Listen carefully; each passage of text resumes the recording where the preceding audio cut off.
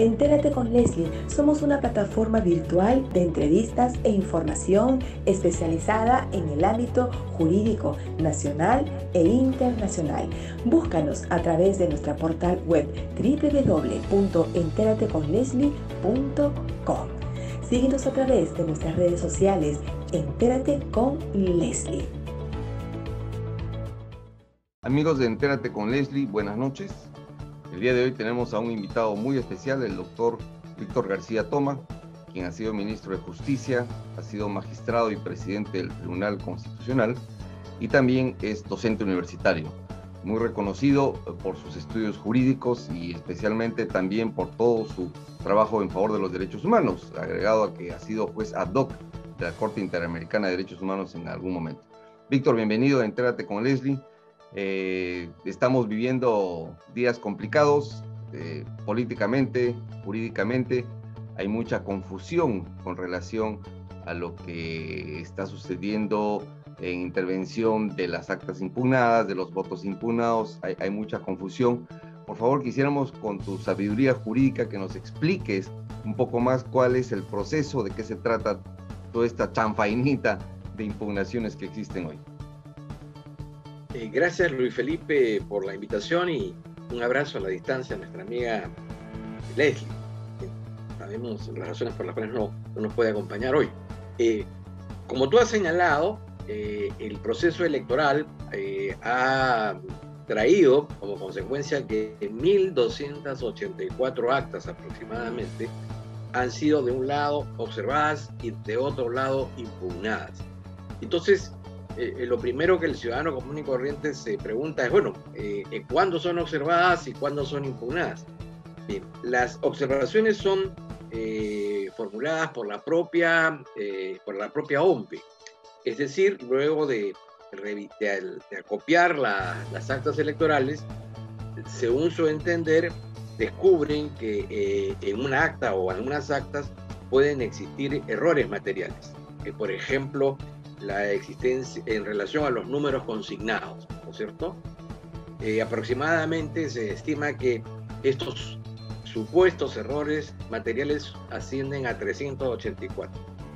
Luego la OMPE sostiene que hay actas ilegibles, es decir, letras no reconocibles, como hubiesen sido elaboradas por médicos, ¿no? Actas borroneadas o actas enmendadas. Alrededor de ellas son 54. Sostiene también que hay actas incompletas, son como 90. ¿Qué significa actas incompletas? Que hay falta de datos, ¿no es cierto? No se han consignado todos los datos. En otros casos porque no están las firmas de los miembros de mesa, etcétera, etcétera. Muy bien. Estas actas observadas pasan al jurado especial de la circunscripción correspondiente para que se pronuncie sobre si está de acuerdo o no está de acuerdo con lo que la OMPE ha consignado. Si no está de acuerdo, esas actas se computan, ¿no? De otro lado, aparece el concepto de acta impugnada. En este caso son los propios personeros de las organizaciones políticas que señalan de que hay, digamos, un error, hay a una acción dolosa que tiene que ser revisada y eventualmente enmendada. En este caso también eso va al jurado especial de elecciones, con lo cual se cumple la primera instancia. Si luego de conocido estas primeras determinaciones, las organizaciones políticas, digamos, entre comillas, afectadas, consideran que no están conformes, pueden presentar una apelación y eso va al Jurado Nacional de Elecciones, que dentro de la serie de, digamos, errores y dudas que ha suscitado, sin embargo, ha tomado una sabia decisión el día de ayer en el sentido de declarar que las sesiones van a ser públicas, las sesiones en las que ellos van a determinar la validez o no validez de la impugnación o observación presentada y que finalmente ha llegado a la segunda instancia. Esto va a ser público, ¿no? Y eso es, en todo caso, dentro de una situación un poco rara y un poco extraña, importante. Y con eso concluye el proceso. Se van a fijar en definitiva cuál de las dos organizaciones políticas es el que ha obtenido, luego de haberse verificado todo este proceso de justicia electoral, el que tiene más votos, y ese será proclamado como ganador de la segunda vuelta. O sea que el proceso culmina cuando el Jurado Nacional de Elecciones revisa las últimas apelaciones que deberían de haber. El Jurado Nacional de Elecciones declara al ganador y ahí termina. No hay ninguna posibilidad de ir a otra instancia, ni siquiera instancia nacional o instancia internacional, ¿no es cierto? Claro, las resoluciones del Jurado Nacional de Elecciones en materia electoral, lo dice la Constitución, son inimpugnables. Yo puedo cuestionar las decisiones del jurado en decisiones administrativas. Hubo un caso muy famoso, por ejemplo, del señor Castillo, que era alcalde provincial de Chiclayo, y entonces él fue vacado porque supuestamente tenía una resolución condenatoria firme, ¿no? Y entonces el jurado, aplicando la ley electoral, la ley orgánica, determinó su vacancia. Pero sin embargo, el señor Castillo había impugnado esa decisión y en consecuencia no había sentencia firme. Pero, digamos, eso no estaba dentro del marco de un proceso electoral, era un proceso administrativo, ¿no? Pero las decisiones electorales, esas son irrevisables. Ahí termina el proceso. Por dicha razón, nos parece apresurado, en primer lugar, que se hable de fraude de uno y otro lado.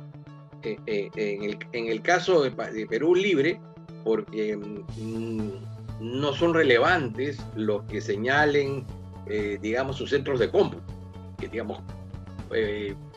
desde el punto de vista constitucional y jurídico, el único ente que tiene la posibilidad de establecer como ganadores a uno u otra organización es el jurado. Y en el segundo caso, en el caso de los partidarios de la señora Keiko Fujimori, justamente para eso están las impugnaciones, para que el jurado las determine. Si consideren que han habido algunas irregularidades en las mesas, se impugnan esas mesas y eso se va al jurado. Entonces hay un ente que va en todo caso a esclarecer cualquier duda, ¿no? Pero claro, hay que tener en ese sentido tranquilidad. Claro. Ahora, cuando se cuentan los votos en mesa, los votos se destruyen, ¿no es cierto? No se llevan al Jurado Nacional, lo que se lleva es el acta. Y cuando se impugna claro, es que se quiere anular toda la mesa, todo el conteo total de esa mesa. ¿Estoy en lo correcto? Claro, como hay un viejo dicho entre los personeros, acta mata votos, ¿no? Una vez que se ha elaborado el acta, se han destruido los votos, ya solamente la observación o la impugnación es sobre el acta, ¿no? Claro. Sin embargo, son frecuentes, situaciones irregulares situaciones, irregulares, pero que no son dolosas, como por ejemplo el error de suma, ¿no? Claro.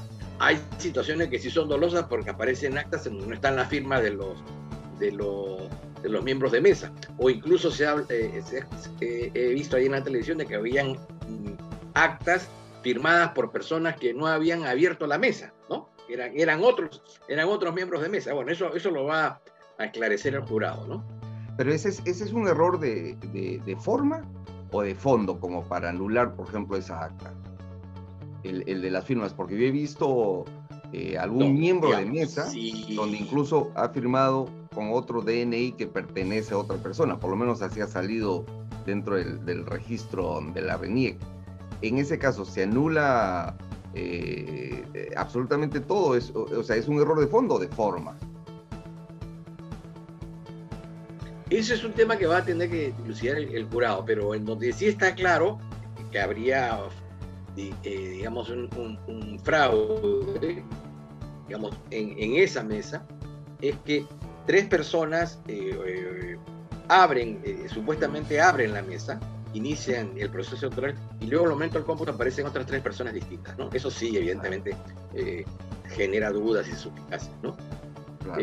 Yo entiendo la enorme preocupación que existe en la ciudadanía, porque el tema de fondos que nos estamos jugando aquí dos modelos diferentes, ¿no? Yo creo que la gente no ha votado finalmente, la gran mayoría de las personas no ha votado ni por la persona, ni por la organización, ni siquiera por planes o programas. Ha votado finalmente por los modelos, ¿no? El tipo de Estado, el tipo de sociedad que de alguna manera se deduce, digamos, de la actitud de estos dos candidatos. Por eso ha votado, por mantener un modelo o por cambiarlo. Finalmente eso, y es por eso que el país está en ese sentido tan polarizado, ¿no? Ahora, entrando en el ámbito político, mi querido Víctor, van a ser, en caso de que gane Pedro Castillo, va a tener un Congreso totalmente en contra, si sumamos incluso los partidos que apoyaron en la segunda vuelta a la señora Fujimori.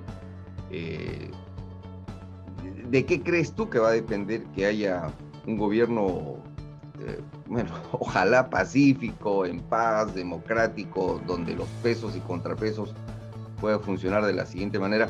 ¿Cuál crees tú que sería el mensaje, la solución como para evitar que en los próximos años vivamos la crisis de este quinquenio?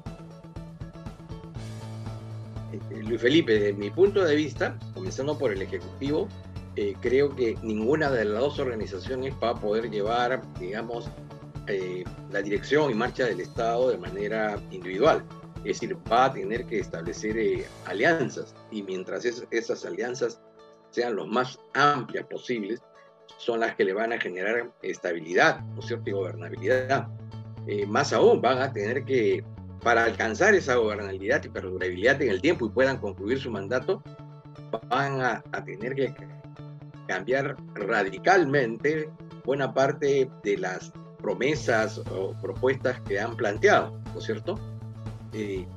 Por otro lado, en el ámbito del Parlamento hay varios problemas. El Vizcarrato, digamos, nos dejó como herencia el haber, digamos, eliminado la posibilidad de que los ciudadanos pudieran renovarle la confianza a aquellos congresistas que hubiesen cumplido una labor adecuada, idónea y conveniente, y que tras su postulación y obtenida la reelección, le dieran pues ese clima de, digamos, experiencia, de sagacidad, de conocimiento, ¿no es cierto?, de alguien que ya conoce el terreno político.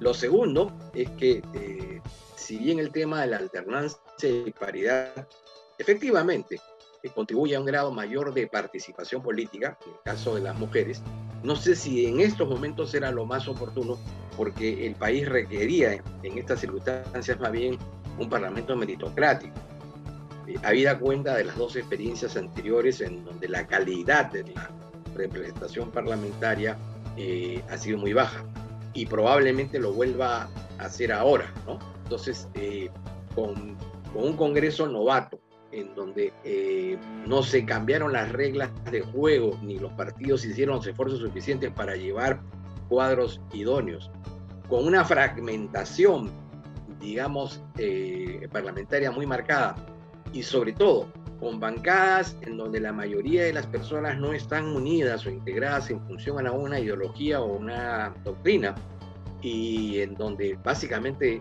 han llegado por el voto preferencial, la diáspora, la dispersión, el transfugismo, ¿no es cierto?, va a ser un factor gravitante. Entonces, si el Poder Ejecutivo y el Parlamento quieren llevar a cabo una tarea, digamos, de coordinación y cooperación, sin mengua, por supuesto, del equilibrio de poderes, del control político y todo eso, que es parte de la democracia, se va a requerir, por un lado, en el caso del Ejecutivo, de un presidente del Consejo de Ministros con una muñeca, con una habilidad y con una agenda muy particular de tratar, digamos, de tener una relación muy estrecha con la mayoría de las bancadas para establecer consensos mínimos.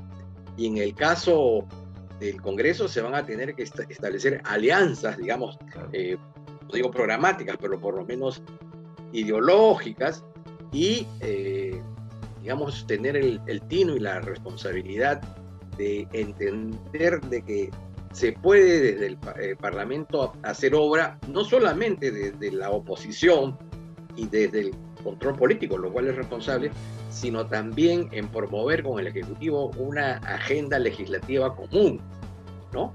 Eso entre gente racional, entre personas, digamos, con una visión de país, es posible. Ojalá que eso se pueda dar, ¿no? Claro. Y una última pregunta, mi querido Víctor. Estamos viendo que este Congreso actual quiere hacer una cuarta legislatura para hacer cambios a la Constitución y crear incluso la bicameralidad. ¿Qué opinas de esto? Bueno, existen las llamadas prerrogativas colectivas y una de ellas habla de la autonomía normativa. Entonces, efectivamente, el Parlamento tiene la facultad y la competencia de modificar su propio reglamento y puede establecer, bueno, 2, 3, 4 legislaturas. El tema no está en el tema de la legalidad. Este es un Parlamento de salida.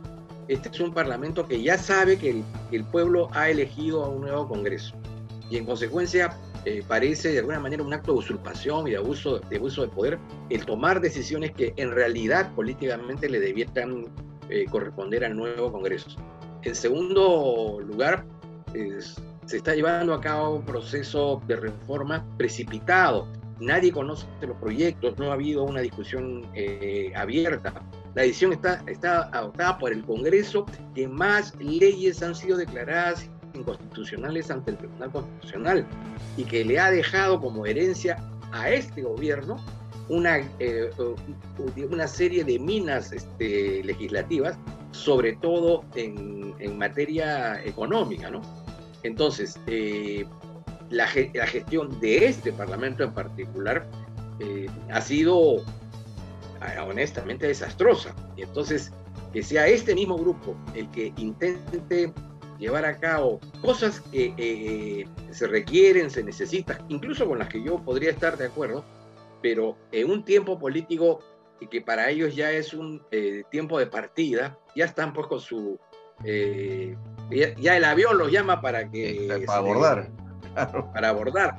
Y en ese abordaje se van organizaciones políticas que pierden su inscripción y seguramente muchos políticos eventuales. Es decir, culminado este periodo, nunca más, felizmente, vamos a volverlos a ver, ¿no? Porque, digamos, han hecho un papel desdoroso, ¿no? Lamentable. Bueno, mi querido Víctor, muchísimas gracias por tu presencia en Entérate con Leslie. Ha sido una conversación agradable. Yo creo que nos has ayudado a aclarar un poco el panorama, especialmente en esto de las impugnaciones, una visión política. Hay que esperar. Yo creo que ese es el mensaje. Hay que esperar hasta que se tengan los resultados oficiales y sobre eso yo creo que la idea es hacer los consensos necesarios, porque el Perú no está para aguantar ni un año más, ni medio mes más de tanta crisis política. Así que te agradezco por tu participación y nos vemos hasta la próxima. Muchas gracias, Víctor. Gracias, Luis Felipe. Un abrazo. Igualmente.